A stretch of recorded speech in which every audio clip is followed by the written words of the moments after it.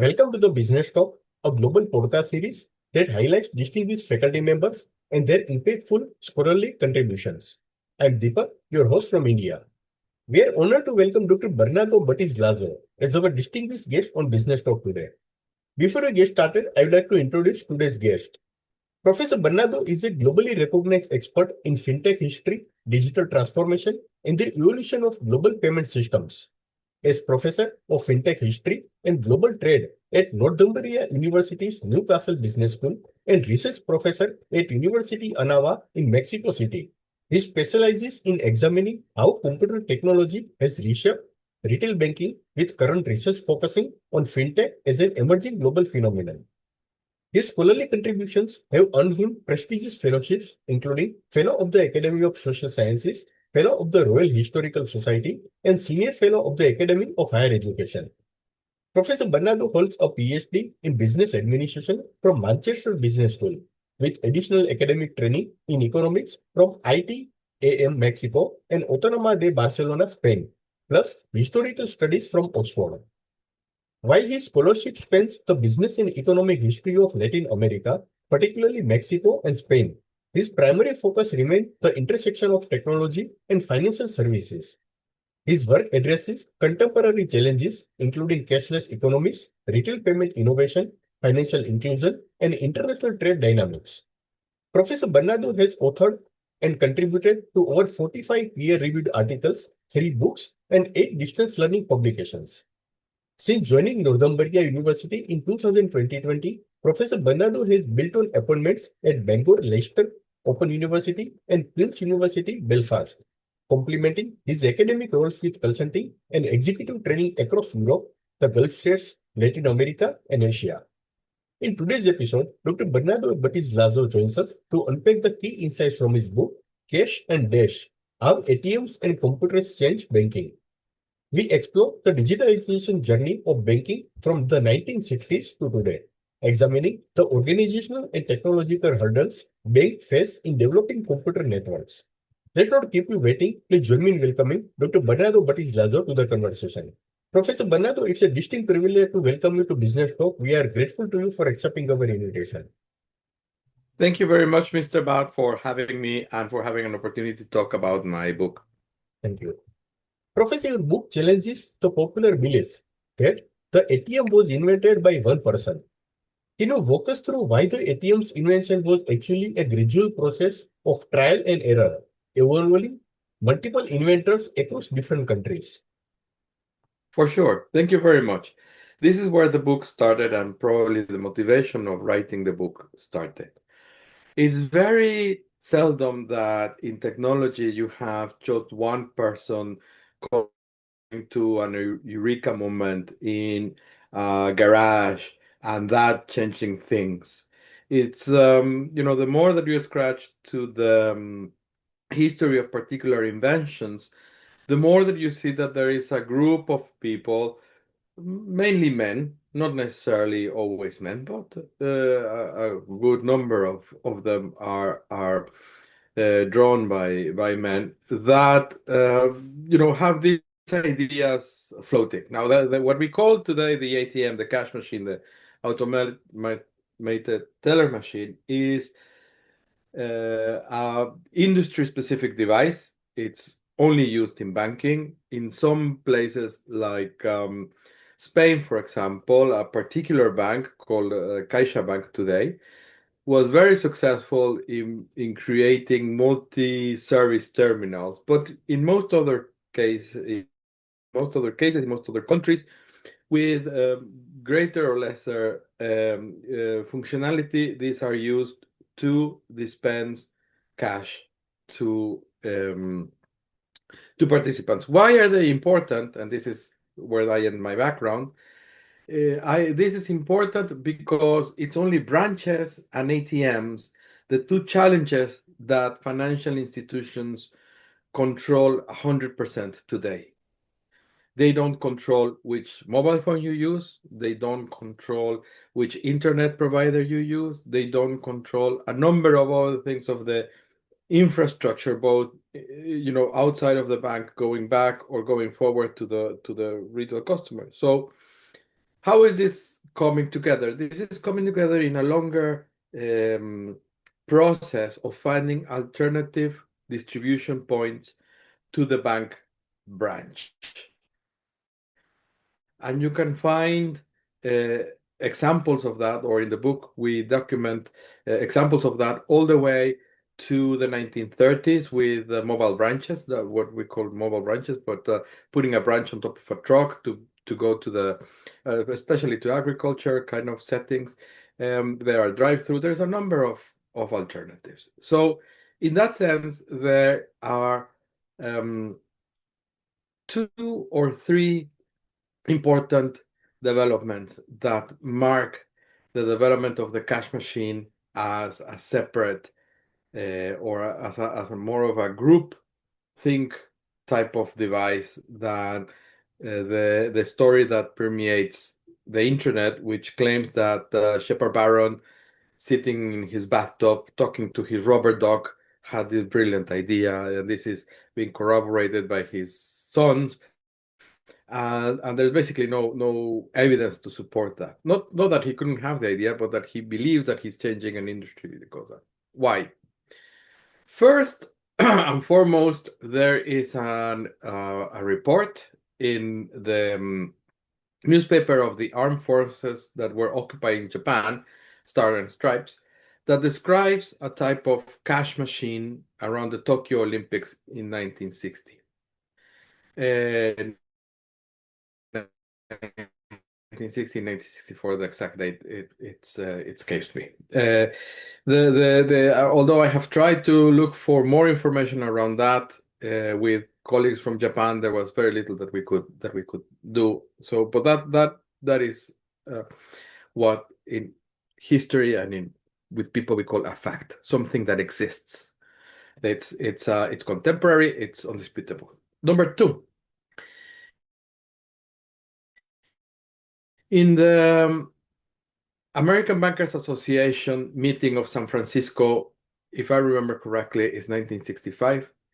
One of the industry participants that eventually becomes a major player in ATMs, that is called Diebold, presents a conceptual ATM, a very futuristic, think of 2001, very 1960s with bubbles and crude machines. It's not connected, it doesn't work, it's just a concept.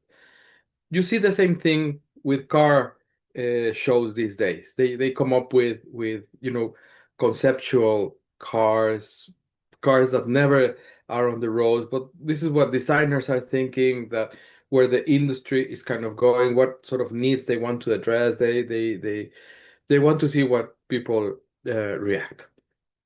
And 3, more importantly, there are 3 cash machines developed independently, coming together within weeks of each other.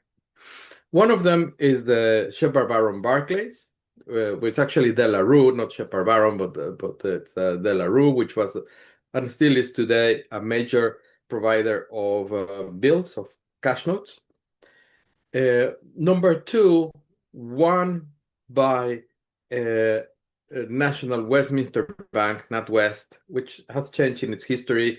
It used to be, it became at one point part of Royal Bank of Scotland, and it's now a major franchise as Royal Bank of Scotland franchise, or brand name is only being used in Scotland after 2000 and the debacle of 2007-8. Yeah. And 3, completely independent, there is one in Sweden based on a company called Meteor and the Swedish savings banks. Let me go back in stages. Sweden is important because it's usually considered one of the the places that has moved faster in terms of digitalization and accounts and so on. And even, yeah, and therefore it's looking, or left to see how banks are beginning to think about retail banking seriously in different parts of the world, and it's not only something that is happening in the US. Sweden has also the advantage not only of being a developed country, It doesn't suffer physically during World War II. It has a big social infrastructure, a number of other things, and the savings banks are coming and competing with the banks for customers. But they have the problem of distribution. They have the problem of big lines in branches, and this is responding to the Meteor. And the NatWest and De La Rue, they are more hand in hand because they both are rooted to what was then called the Committee of London Clearing Banks, which was at this point is actually acting as an oligopoly, as a cartel, reflects UK approach to regulation through consensus rather than through regulation as in the UK. And it would seem then that it is the automation committee of the clearing banks who requests or who starts floating the idea. Now, this is not 100% possible to attest, because I have never found somebody that was part of those discussions. And although the archives of the London clearing banks are available, the automation committee are not. They either have been destroyed or people are not getting access. But so it is just a fluke. It is a problem with the alternative system that enables De La Rue to be called first. Then we go into I'm sorry that I've given you a very extended answer, but then what you have is that the bank that sponsored the alternative system that eventually becomes Burroughs machines is the Midland Bank. The Midland Bank disappears in 1981 when it's taken over by HSBC, when HSBC leaves Hong Kong. There's never been a desire from the Swedish savings banks, from HSBC or its predecessor, Midland Bank, from Diebold or Delaware to promote themselves as the inventors of the ATM. Whereas Barclays, who was the trailblazer, who was a very innovative bank and likes to portray itself as an innovative bank, has always pushed the idea that they are the creators of the ATM, and that gives currency to this claim, by unsupported claim by Shepard Barron, to claim that they were one and only. Now, what happens immediately after this, or very closely, is that in the next couple of years, between 67, which are the first ones, and it's late 67 and 71, so within 3 years, you have multiple alternative systems in store, particularly in the US. You see installations of the systems across the world, and mainly as a standalone device. And this is probably coming to tell you why somebody like Paul Volcker thought that the ATM was the most important financial innovation. Because it's important because it transforms, or you can tell this story, which is what the book is trying to do, of how automation is changing the way banks work across a single technology that then starts to become interrelated with the rest of the bank. The former Fed chairman Paul Volcker called the ATM the most important financial innovation of the 20th century. What made the ATM more transformative than other financial innovations of that era? And do you agree with this assessment? I don't know if I would agree. It's certainly very popular, and certainly Paul Volcker, or more people hear Paul Volcker than they hear me. So thank you for asking. And it's probably because it's more tangible, and it's certainly a point in which an attempt of automation of banking systems reaches the consumer. The antecedent, the precedent for this is the introduction of, in some countries, not in all of them, magnetic character recognition in checks, but and standardization of checks. So for people that doesn't really make a difference. This time they have to interact with a device as opposed to interacting with a teller, and that start to create issues. Now, this statement hides the fact not only that there were multiple providers, as I said a moment ago, but the attempt at thinking about how to transfer funds electronically from the merchant through the bank to the retailer have and continue to have multiple experiments. Not only, so the one that actually succeeds in terms of adoption is the ATM by 1981. But in the 1970s, you have multiple attempts at creating what we would call open and closed system, that is, open systems where people and other intermediaries can join, or closed system where only those that hold that technology are attempted. And probably the ATM in this sense is an open system that it can be constructed in networks that literally you can be functional across the world, as opposed to other statements. But I don't know exactly what led or what was the thinking of Paul Volcker when he claimed that statement. Emphasizing that the development of computer networks in the 1970s and 1980s mattered far more than the cash machine itself. How did network building transform the simple cash dispenser into the interconnected ATM system we know today? Well, as the first survey of automation and use of computers by the American Bankers Association took place in 1963. And at that point in time, about 20% of US banks of different sizes on average would use or have adopted computers. By 1975, that percentage had risen to about 75%. So this is telling you how long things take to change. The first ATMs are standalone devices.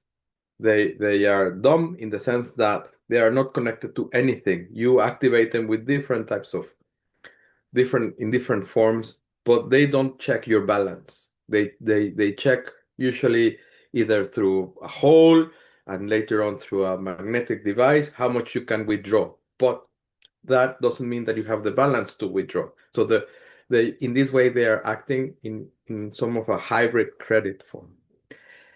So it's until 1981 when you see the rate of adoption that you can see that the devices are being deployed in large numbers.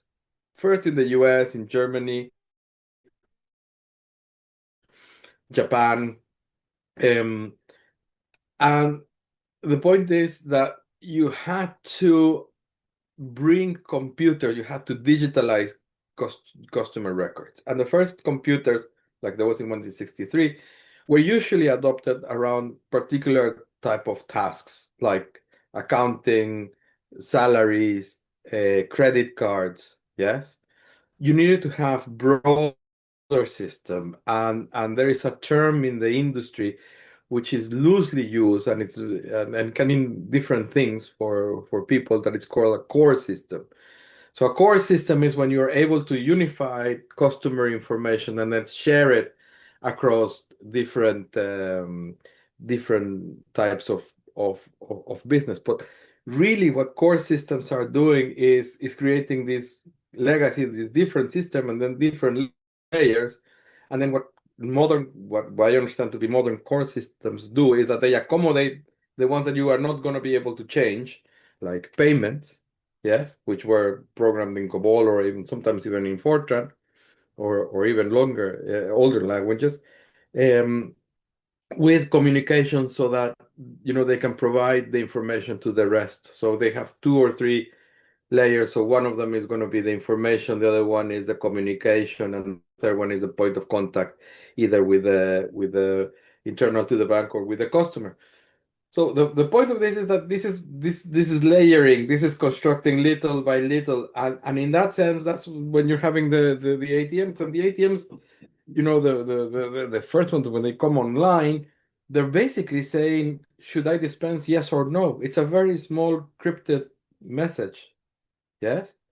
So sometimes you can, and for that you need to have up-to-date balances.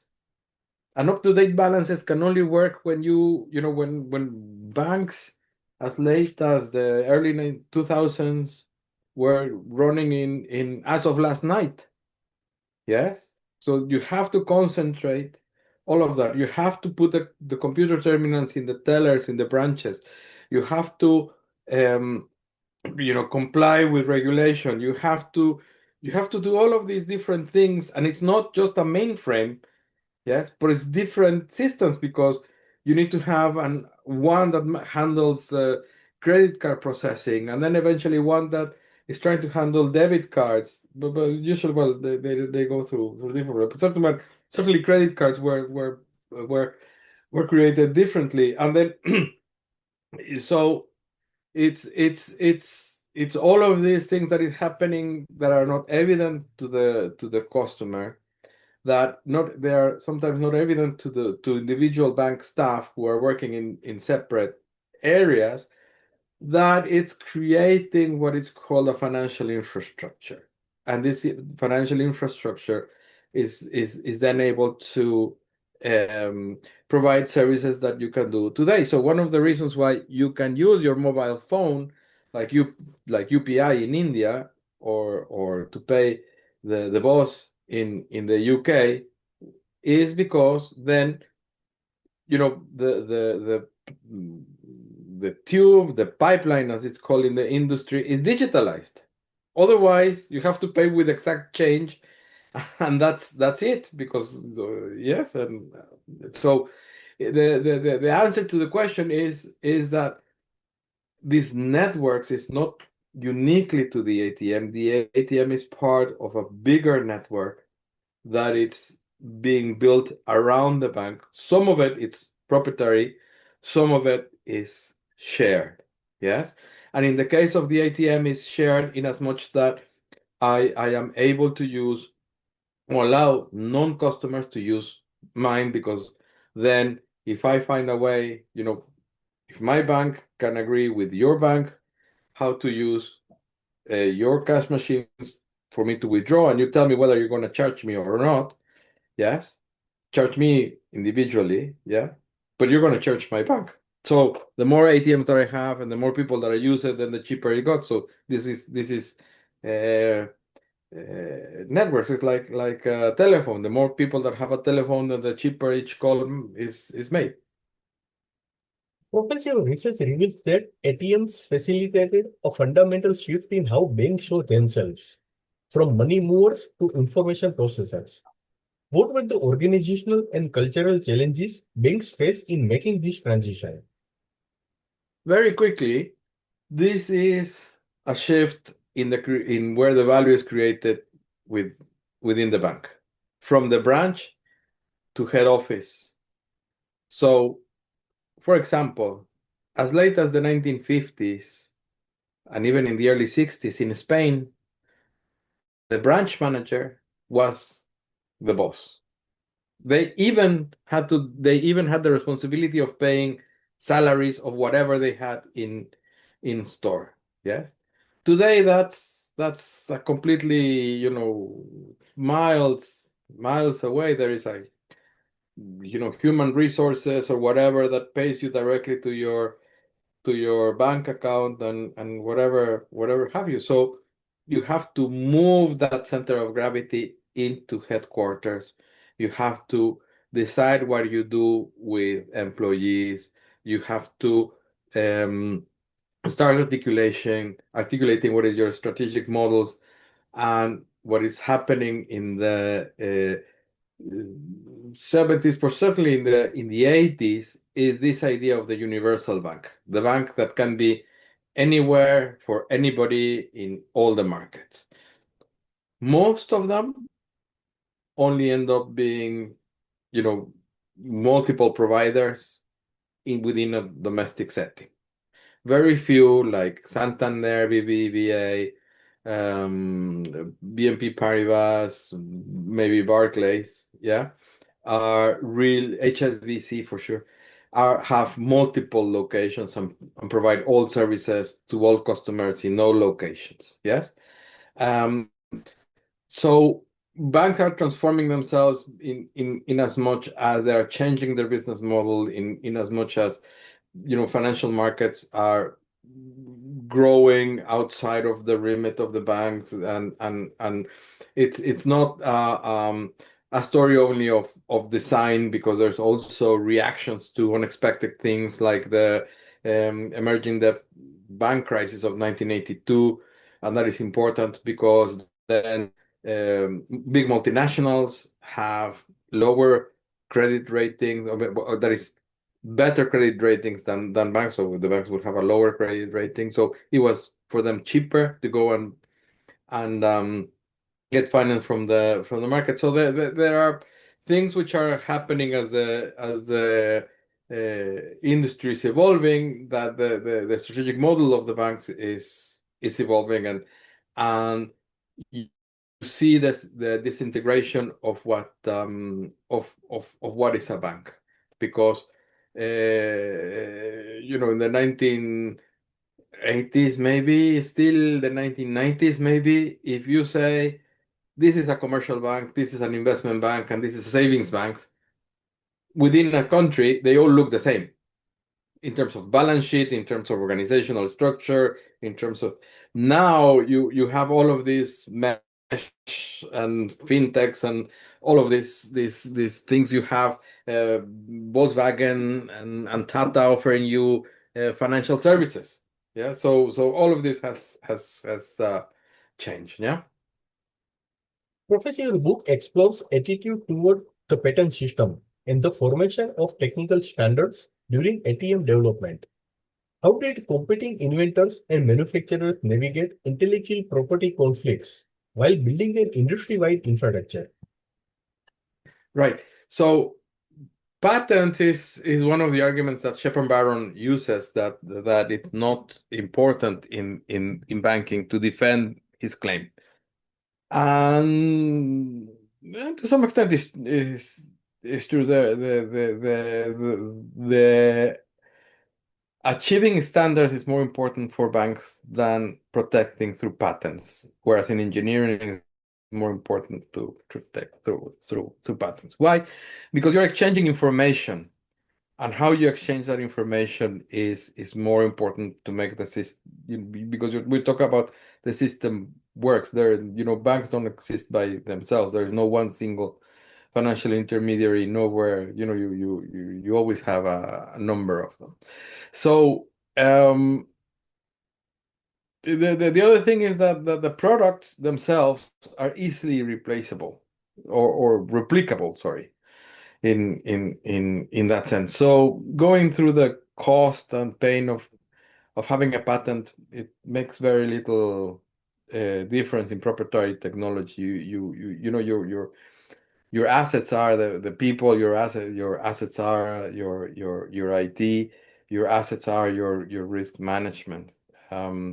So that those are what explains the attitudes to patents and the formation of standards. And in the case of ATMs, very quickly there is an agreement on whether they're going to use, the type of card that they're going to use. That it's coming a little bit on the back of the credit cards rather than being imposed. And because also to make this work, as with example before, if I'm going to let your users use my ATMs, that is going to be good for me, because then I can charge you. Yes. But in order to do that, they have to be able to use their card with me. Otherwise, it doesn't make sense, no? So those are the incentives to create standards. Yeah. Professor, you discussed the concept of trust and domestication when it comes to ATMs. How did consumers initially react to machines handling their money, and what strategies did banks use to overcome resistance to automated banking? again, on the second part, let me reemphasize that you have different alternatives. So you don't know what is going to work.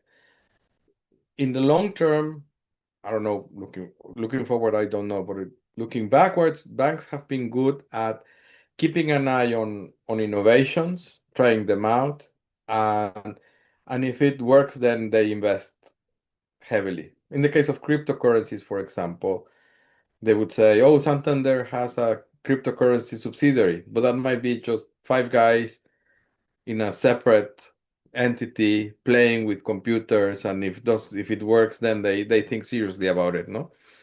But it's it's a way to keep up with the learning on how things are kind of going. So in terms of trust and domestication, as I said, this is the first time that people are actually dealing with machines in a financial services setting. So people didn't like them. The machines didn't work. They're very frail. They were, downtime, as we call it today, was very high. Um, Sometimes days that the machine would not work. They were error prone, and this thing of a personal identification number was completely foreign to everybody, and the support or the resolution of conflicts. If something went wrong, who's going to be blamed? That is something that takes some time to really be sorted. So that if you're not if you're going to go to cash machine, you're going to withdraw the equivalent of $10. You lose it, you go to your banker, say, listen, this happened. They don't believe you. They say that's your loss. You don't do it again.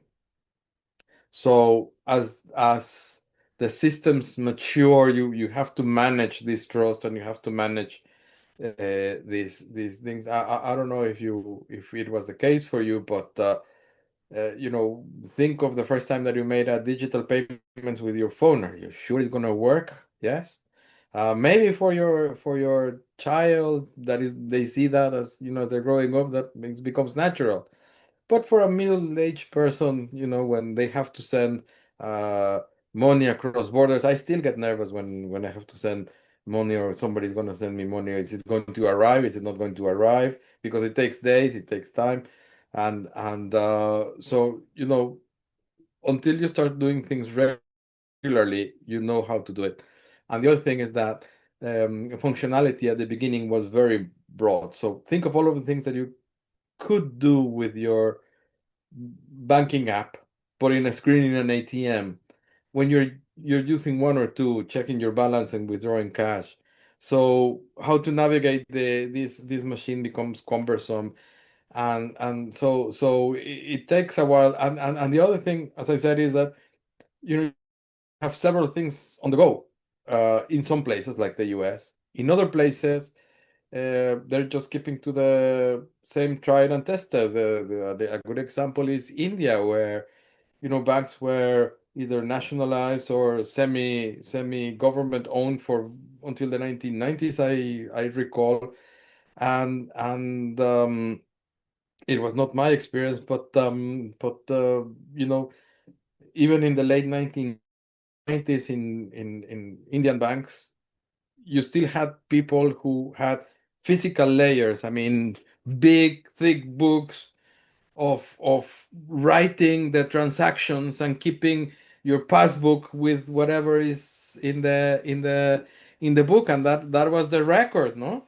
And 20 years later or 10 years later, you have UPI, and that is a system that is trailblazing in the world, very innovative, and the adoption is very important. So legacy and how the attitudes of trying and watching for systems that work is more important. So in my research, something that I find as a constant is that banks claim to be innovative, but usually they taking a look at neighbors are doing, not only domestically but internationally, and they rather go with something that actually works than investing a big amount of money for that.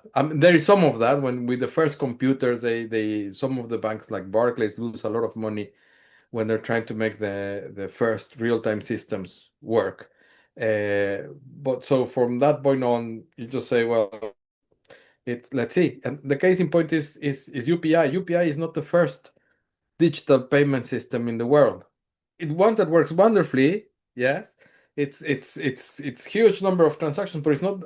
I don't mean that being first is best. Yes, I'm saying that it's something that without knowing the whole history of UPI, I'm sure that they looked at how other systems worked across the world, and that's how they made the design, and even then I'm sure that there are things which are unique to UPI in terms of maybe software, in terms of the machines, but the Indian banking system did not invent the computers, did not invent the operating system, did not invent the telephones, it did not invent the internet, did not invent the chips. Yeah, okay.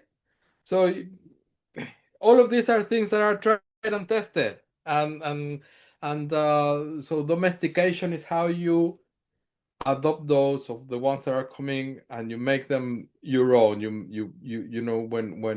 When people are beginning to see applications which you did not expect as an engineer, as a designer, then that's a good sign. Yeah. Professor, despite decades of globalization, your research shows that retail payment systems continue to map along with national borders. What political, regulatory, and cultural factors explain why ATM networks and payment systems remain stubbornly national rather than truly international? Well, payment system is not the same as ATM networks, and because we just said that ATM networks, I can take my debit card or my credit card and work in India or the Patagonia or Paris, and I will be able to get cash if I want to. But that is today, the 2020s. Retail payment systems are or map to domestic borders because that is where people are interacting. Very few people interact across borders in large volumes to do that.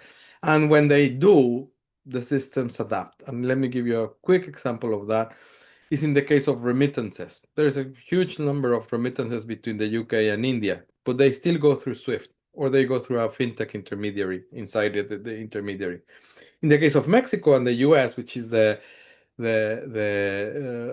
think the last couple of years was the biggest in terms of value and volume. Yeah. But in that case, you have a dedicated corridor, a line between the Federal Reserve and the Bank of Mexico for funds to come in. Yeah. So when the volume is big enough, then you create the pipeline. Otherwise, most people, most individuals like you or me make 90% of their transactions or 98% of their transactions at home. So there is very little. So there are elements that allow you to cross borders, but most people don't cross borders. And you see that reflected in the global banks, in the truly global banks. It's not a single entity. HSBC is not really a single entity. It's a collection of banks that work domestically. Some parts of it, the corporate, the investment, they do cross across borders, but the retail part, they work locally. Professor, in the mid 80s, there were around 120 shared ATM networks in the United States. But by mid 2000, more than half has disappeared. What drove this massive consolidation and what does it teach us about network economics in banking? But it's precisely because of it makes more sense to have larger networks. It's like, or these are concepts that are coming from agriculture, for example. When you have a small parcel, it will cost you X to get a little bit of wheat. If you have a parcel, or if you have to grow your wheat in 2, 3 times, 10 times space, the cost per per bushel is going to come down substantially. So having 180, so these are, it doesn't mean that the number of machines comes down, which is a separate question. Yes, but the number of independent networks comes down because there is consolidation, because the average cost of transaction is coming down. Professor, your book examines ATMs as a labor-saving devices and their impact on bank employment. Did ATMs eliminate jobs or simply transform the nature of banking work? What lessons does this hold for today's concern about automation and AI? Initially, what you have is that they are replicating work. They are allowing, especially in the early adopters like the UK, like the US, like Sweden, to people to move out of the branch. Actually, it was until probably COVID that you saw in many places, many countries, queues outside of retail branches. They had, when in the 1970s and even in the 1980s, that was a common thing. On payday, you had to go and queue to the branch. So what happens is this thing of playing with things in that you are moving some of the work off the teller into the device. You're inviting people to use the device, yes, and that starts to free capacity from the teller. And this is where this strategy of the banks is coming, because they say, well, I can do two things. I can fire this person, or somebody that I already trust and have trained, I can train it to do something else. Will that work?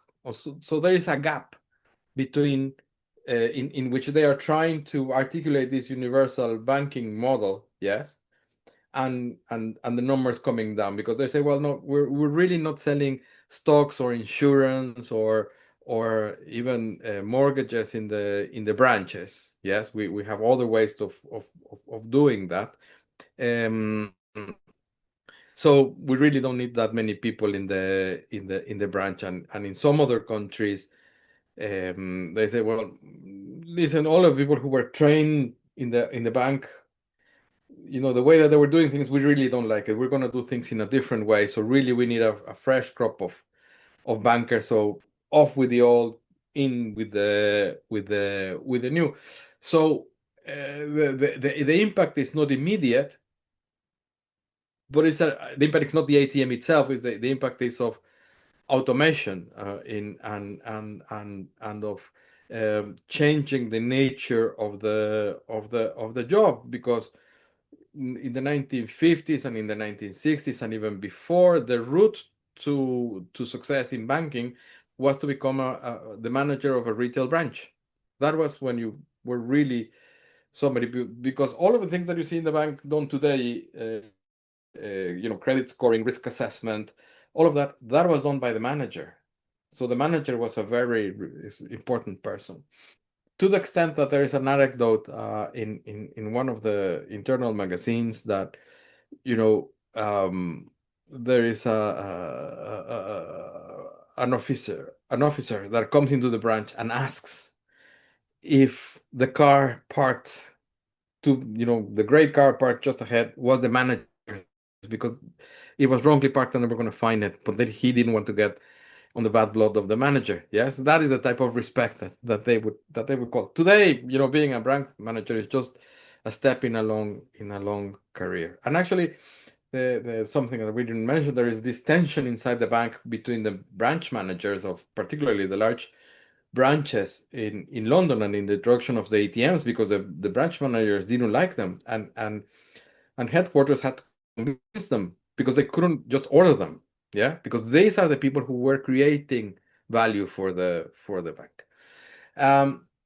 So what does that tell us about concerns about automation and AI?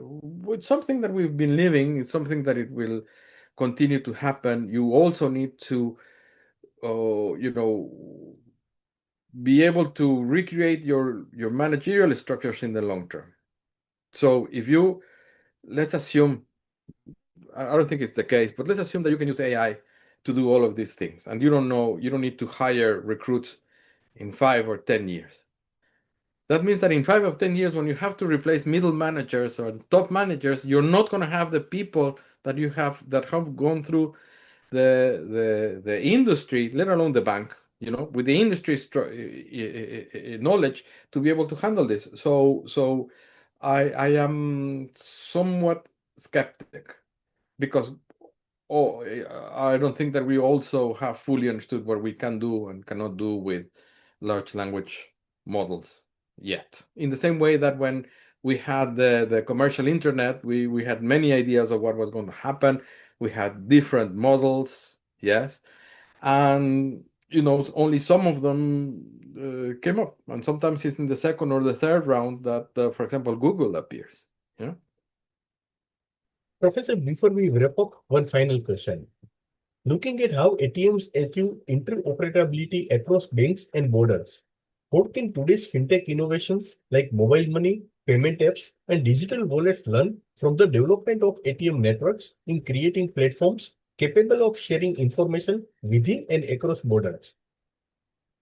Well, it's the importance of managing and establishing core banking system and how they work. And the thing, to answer your question, is a little bit challenging because this is happening at the same time that bankings are moving into cloud computing. So that is enable them, to those who can, to get rid of legacy that was in a way hinder them with fintech, because it's not the same thing of being a bank that has constructed its IT system over 50 years with somebody that comes and builds it in the last 5. Yes, the technology is not the same.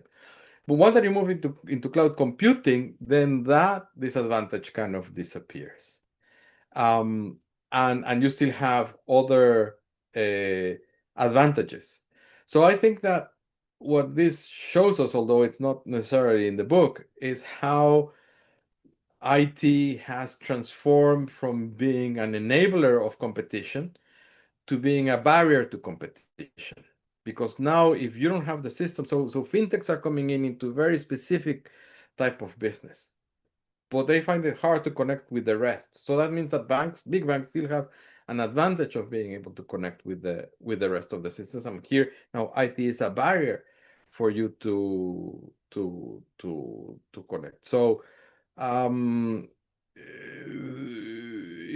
sharing information and how you exploit that information, it's certainly the key, and something that is a little bit of the holy grail, but it also has to be done ethically, and that's where things start to get murky. Thank you, Dr. Bernardo Batiz-Lazo, for taking us on this fascinating journey through the history of ATMs and the digital transformation of banking.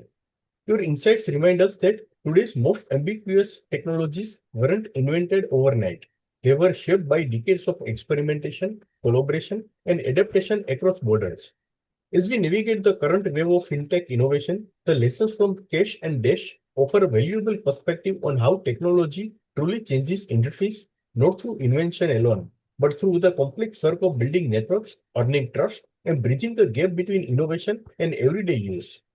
To our listeners, thank you for joining us on this episode of Business Talk. If you enjoyed today's conversation, please subscribe and share this episode with the others interested in the intersection of technology, finance, and history. Until next time, this is Deepak signing off. Professor Bernardo Batiz-Lazo, thank you for joining us today. It's been a Thank you genuine for pleasure calling. engaging with you and exploring these insights. Thank you. So apologies for interrupting you. Thank you very much for calling. And thank you to your listeners for listening to your channel. And congratulations on a very successful podcast with 300, almost 400 episodes. It's a great effort. Thank you very much. Thank you, Professor.